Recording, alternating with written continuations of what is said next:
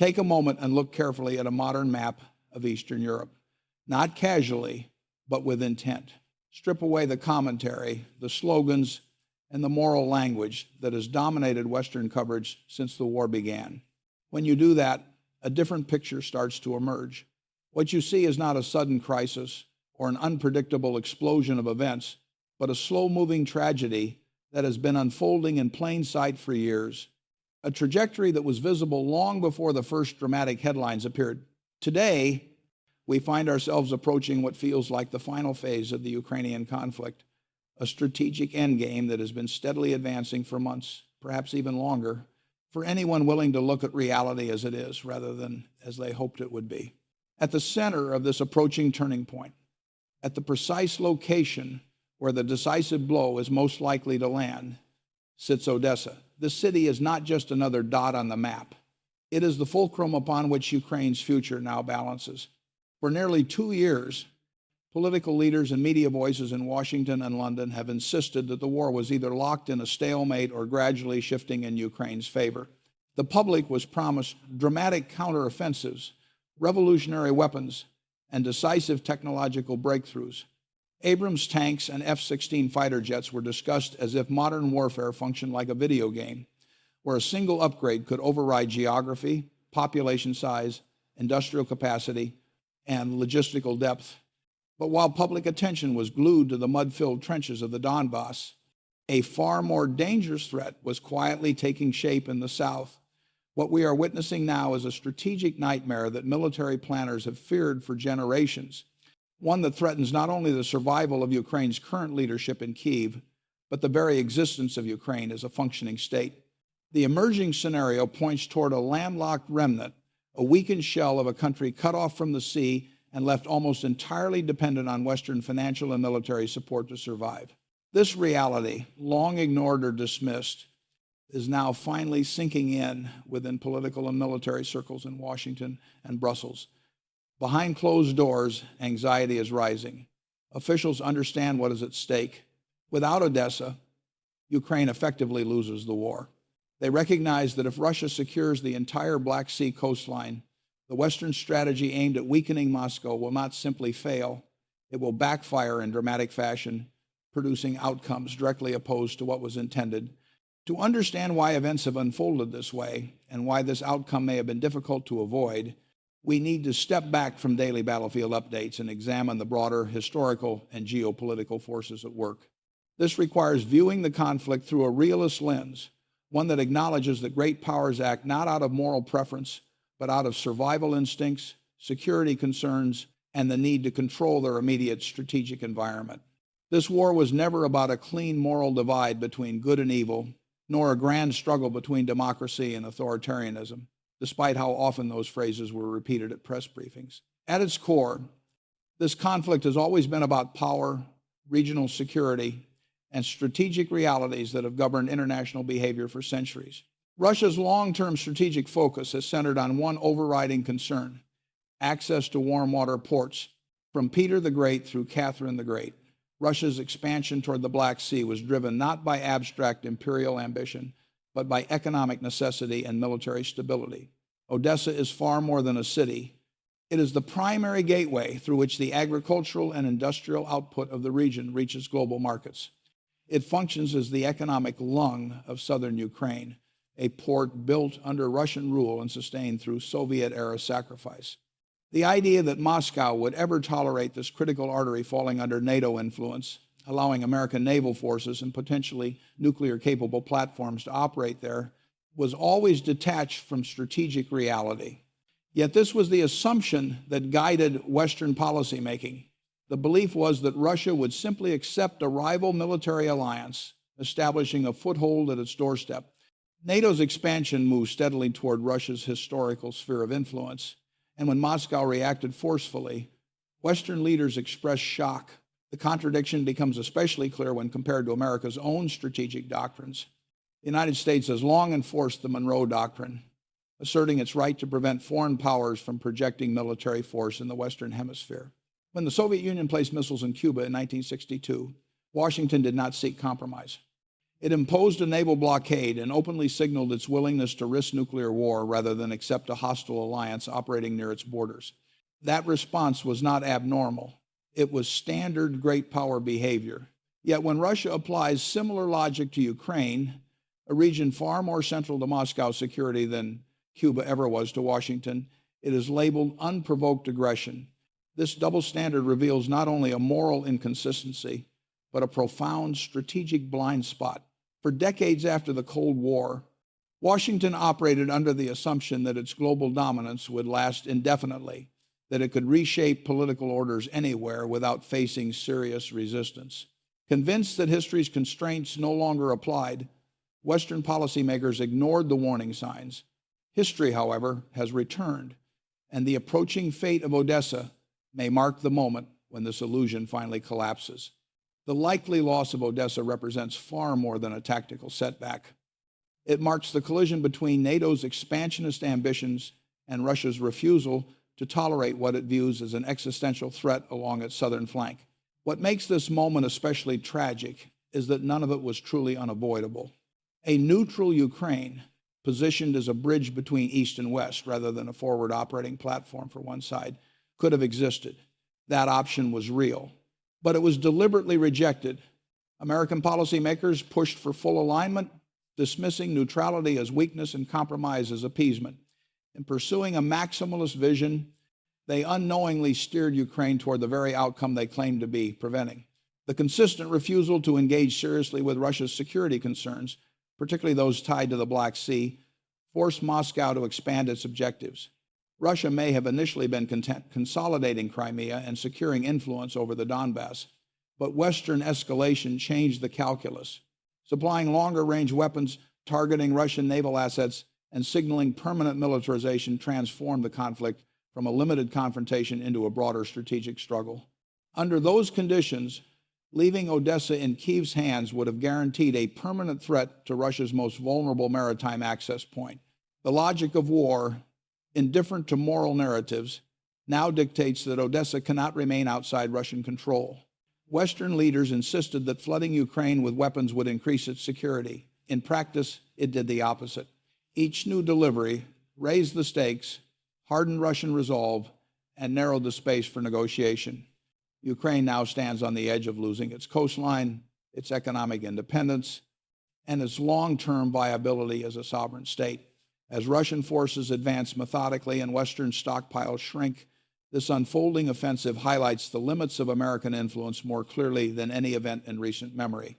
It signals not a lack of resources or firepower, but the erosion of Washington's ability to shape outcomes in regions where rival powers possess stronger interests and deeper resolve.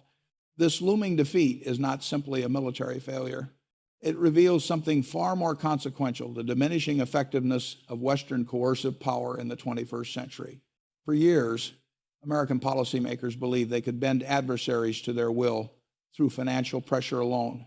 Freezing assets, cutting off access to banking systems, and mobilizing allied sanctions had become the preferred instruments of statecraft. Early in the conflict, sanctions against Russia were marketed as an economic knockout blow. Officials predicted currency collapse, runaway inflation, and a sharp contraction in Russia's economy. Analysts spoke confidently about social unrest and even regime change.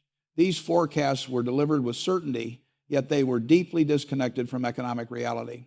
What unfolded instead was a demonstration of resilience that caught Western planners unprepared. After an initial shock, the ruble stabilized, markets adjusted, industrial production surged, particularly in sectors supporting the war effort. Today, Russia's economy is growing faster than several major Western economies, including Germany and the United Kingdom. Shelves remain stocked, inflation has stabilized, and factories are operating at capacity. Russian arms production now outpaces the combined output of NATO in key categories such as artillery, drones, and ammunition. This stark gap between expectation and outcome exposes a systemic failure in Western strategy. Sanctions that once produced dramatic results against weaker, import-dependent states were assumed to work the same way against a resource-rich, industrially capable power. That assumption proved false. Unlike service-based Western economies that rely heavily on financial systems and complex credit structures, Russia's economy is grounded in physical assets, energy, minerals, metals, food, and essential industrial inputs. These are not things that can be frozen in a bank account or neutralized through monetary policy. You cannot print natural gas. You cannot manufacture wheat with press releases. You cannot replace palladium fertilizer or neon gas with financial instruments.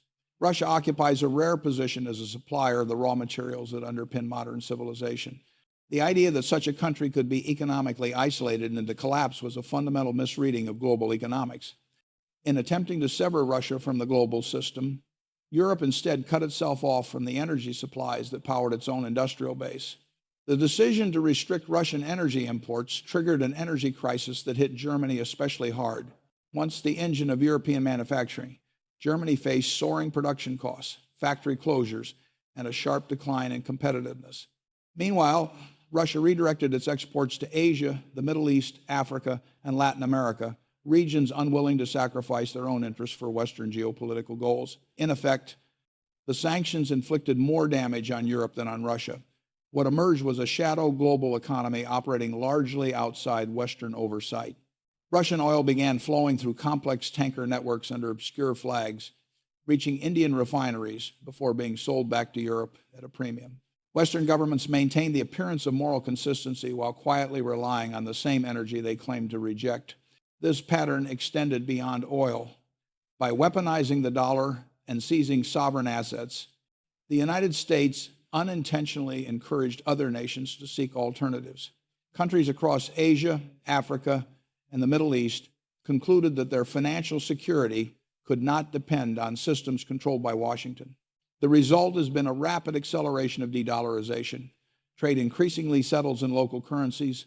The yuan has replaced the dollar in much of Russia's international commerce. BRICS, once dismissed as a symbolic grouping, has expanded its membership and influence over global trade and resources. Most significantly, Western pressure drove Russia into a deeper strategic partnership with China. Russian resources combined with Chinese industrial capacity created precisely the alignment that American strategists once warned against. It did not emerge from ideology, but from necessity. Western planners also underestimated how adaptable global supply chains really are.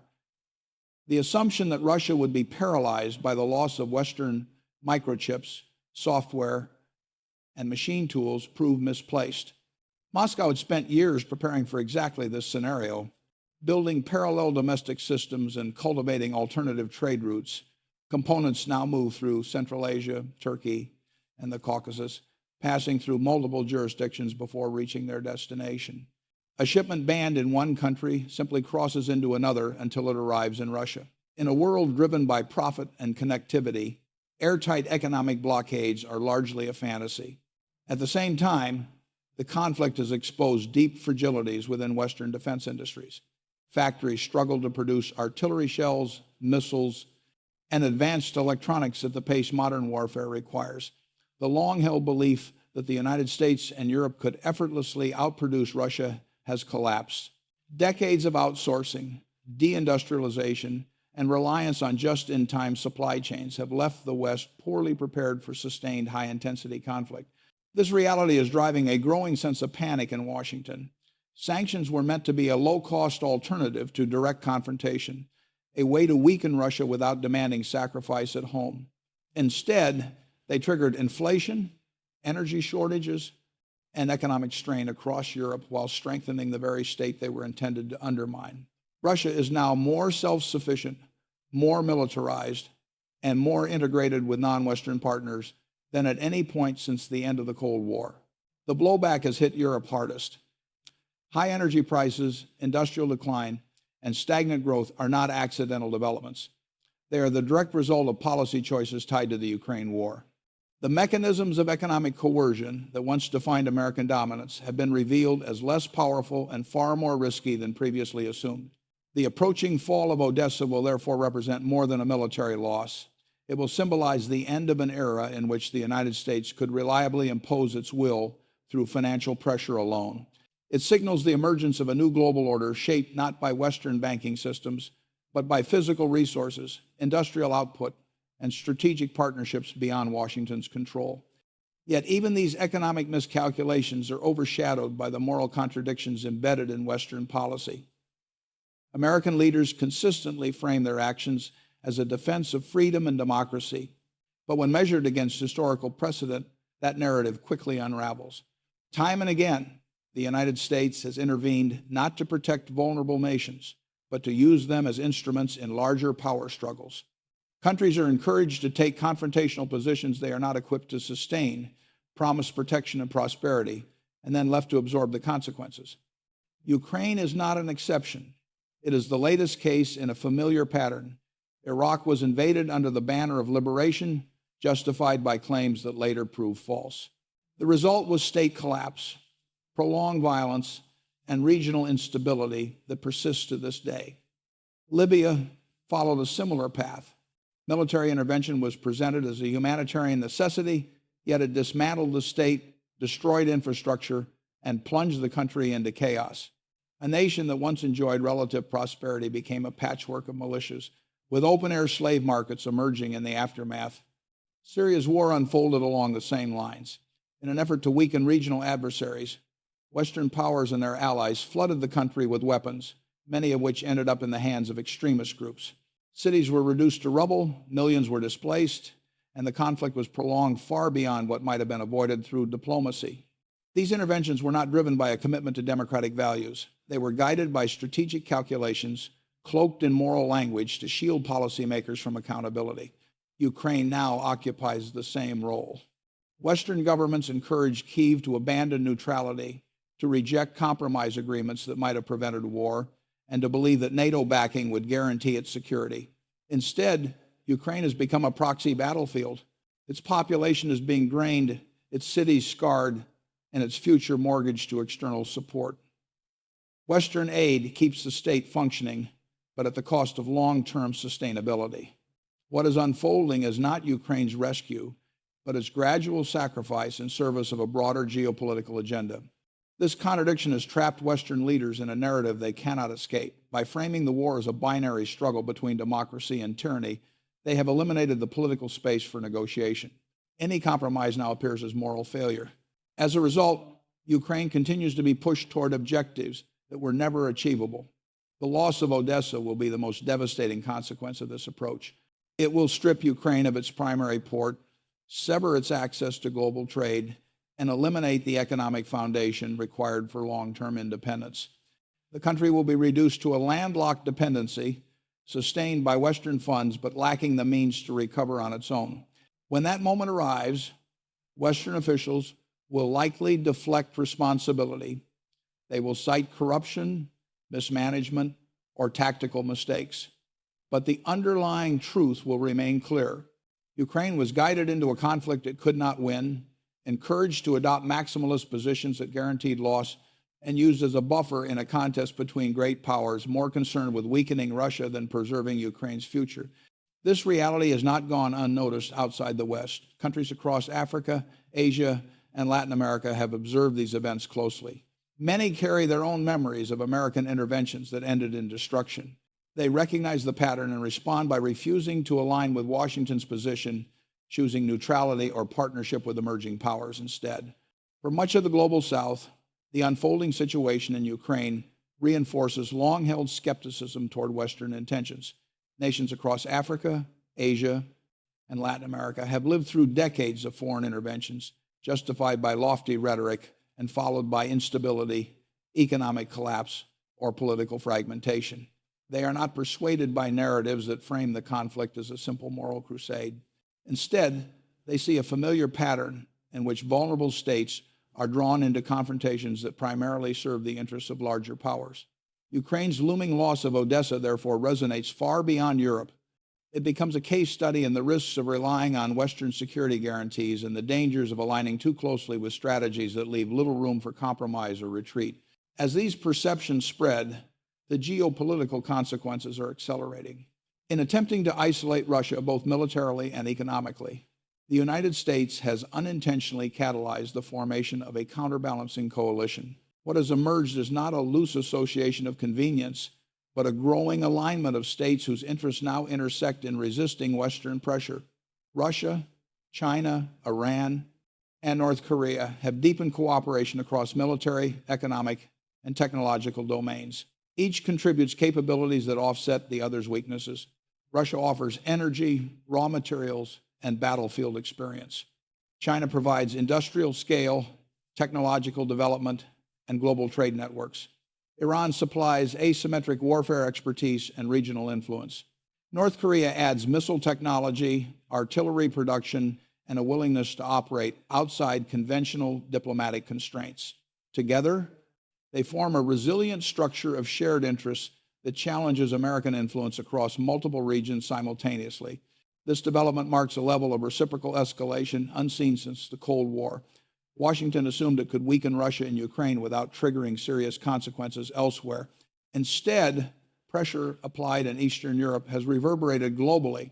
While the United States focused on sending weapons to the Donbass, China quietly restricted exports of critical minerals such as gallium and germanium, materials essential for advanced electronics, semiconductors, and radar systems. These moves were not symbolic. They were strategic reminders that Western military and technological power rests on supply chains controlled by potential adversaries. Russia, meanwhile, leveraged its role as a major energy and food exporter to influence global inflation and stability. This form of pressure, non-military yet highly disruptive, demonstrates how modern conflict extends far beyond traditional battlefields. The result is a multi-domain struggle in which power is applied through finance, energy, minerals, shipping routes, manufacturing, and information. Western reliance on financial sanctions now appears increasingly limited, while rival states target the physical foundations of the global economy. The cracks in Western deterrence are particularly visible in the Middle East. As American resources and attention are consumed by Ukraine, regional stability has begun to erode. Disruptions in the Red Sea, where a relatively small armed group has managed to threaten one of the world's most critical shipping corridors, illustrate this shift. The fact that inexpensive drones can force the United States and its allies to expend millions of dollars in interceptor missiles reveals an imbalance that cannot be sustained indefinitely. At the same time, Russia's growing coordination with Iran and North Korea creates pressure points across multiple theaters. Escalation in Ukraine can be met with instability in Syria, the Persian Gulf, or East Asia, stretching American military capacity ever thinner. The uncomfortable reality is that the U.S. defense establishment is not prepared for a prolonged multi-front confrontation. The war has exposed serious vulnerabilities in Western military readiness. Stockpiles of precision-guided munitions are dangerously low. Artillery production lags far behind Russian output. Efforts to expand manufacturing face shortages of skilled labor, raw materials, and modern equipment. Decades of cost-cutting, privatization, and outsourcing have left the defense industrial base hollowed out. These weaknesses are no longer theoretical. They are shaping strategic decisions in real time. As Washington channels resources toward Eastern Europe, other commitments become harder to sustain. Domestic infrastructure remains strained, borders remain unsecured, and deterrence in the Pacific grows increasingly fragile. This reflects a deeper problem, an inability to prioritize long-term national security over short-term geopolitical signaling. The same confusion extends into the economic realm. Sanctions and countermeasures have fractured global trade, creating structural inflation that is unlikely to fade. The era of cheap energy, stable supply chains, and predictable prices was built on Russian energy fueling Europe and Chinese manufacturing supplying the world. Both pillars are now under strain. The consequences are becoming visible in everyday life. Energy costs rise, shipping insurance premiums surge, and industries that once thrived face decline. These are not temporary disruptions. They represent a lasting shift toward a more fragmented and volatile global economy. Meanwhile, diplomatic isolation of the West is becoming harder to ignore. While official statements and voting blocs create the appearance of unity, the countries that will shape the future of global growth are increasingly unwilling to align with Washington's approach. China, India, Brazil, Saudi Arabia, Turkey, and others are pursuing their own interests, unconvinced that Western leadership offers stability or fairness. As the United States attempts to rally international support to prevent the loss of Odesa, the response has been tellingly muted. Many governments are no longer inclined to answer Washington's calls. Instead, They are focused on positioning themselves for a future shaped by whoever emerges strongest from this conflict, and the momentum is no longer moving in the West's favor. The approaching fall of Odesa will send a signal far beyond Ukraine. It will demonstrate that American security guarantees are not absolute, that U.S. power can be challenged and even overcome by adversaries with sufficient resolve and coordination. This realization will reshape alliances, encourage hedging behavior, and accelerate the transition toward a multipolar world where Washington competes rather than commands. For the first time in generations, the United States is no longer setting the rules of the system. It is reacting to forces it no longer fully controls. The geopolitical map is shifting beneath our feet, and the world emerging from this conflict will look very different from the one American policymakers believe they manage. The loss of Odesa is not merely the fall of a city. It is the tipping point of a broader global transformation already underway. This transformation is not driven by ideology or moral narratives, but by the return of hard constraints: geography, industrial capacity, resources, and strategic necessity. We are witnessing the closing phase of a long historical cycle, one in which assumptions that guided Western dominance for decades collide with material reality.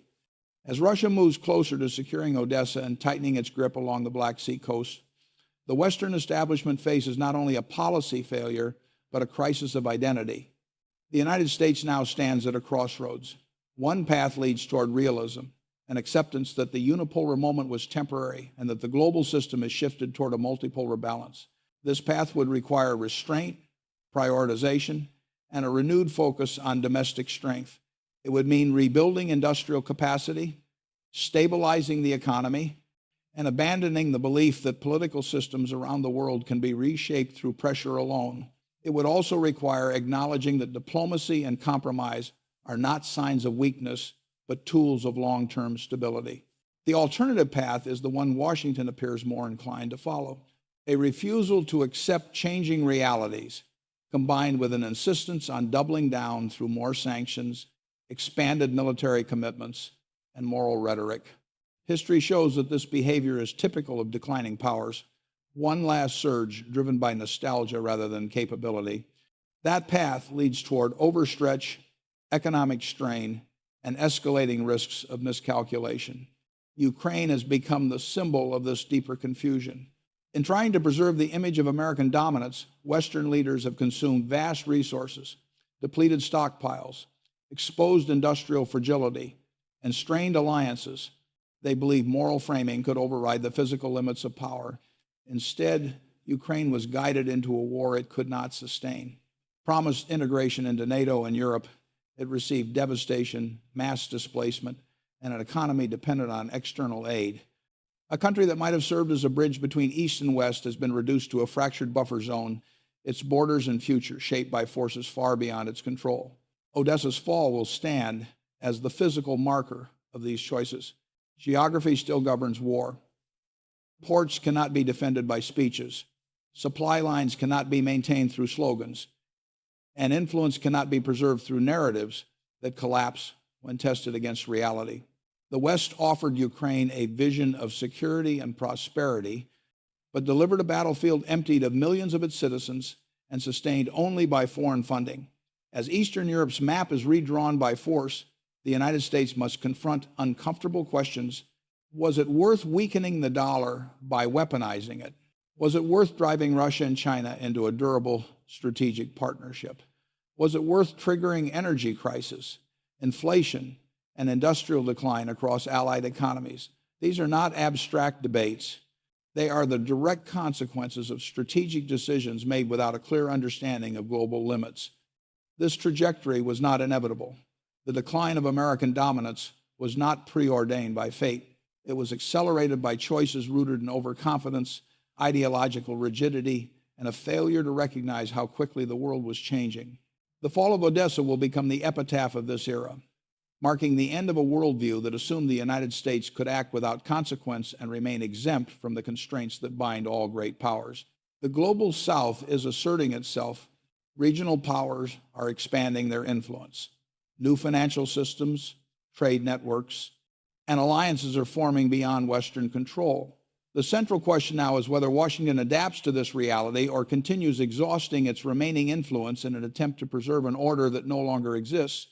Understanding what comes next requires stepping outside dominant narratives and confronting power as it actually functions. Geopolitics is not governed by moral language, but by resources, production, demographics, and geography.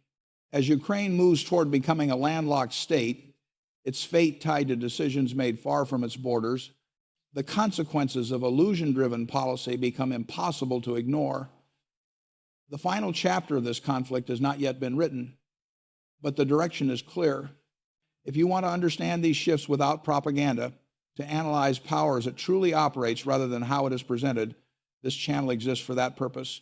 Like the video to help it reach more people. Subscribe for deeper analysis and turn on notifications so you're ready for what comes next. And now I want your perspective. If Odesa falls and Ukraine loses access to the sea, do you believe the United States will continue funding the war, or will it step back as it has in past conflicts? And as de-dollarization accelerates and new power centers emerge, do you see this as a threat to American security or a natural correction to decades of overreach? Share your thoughts below.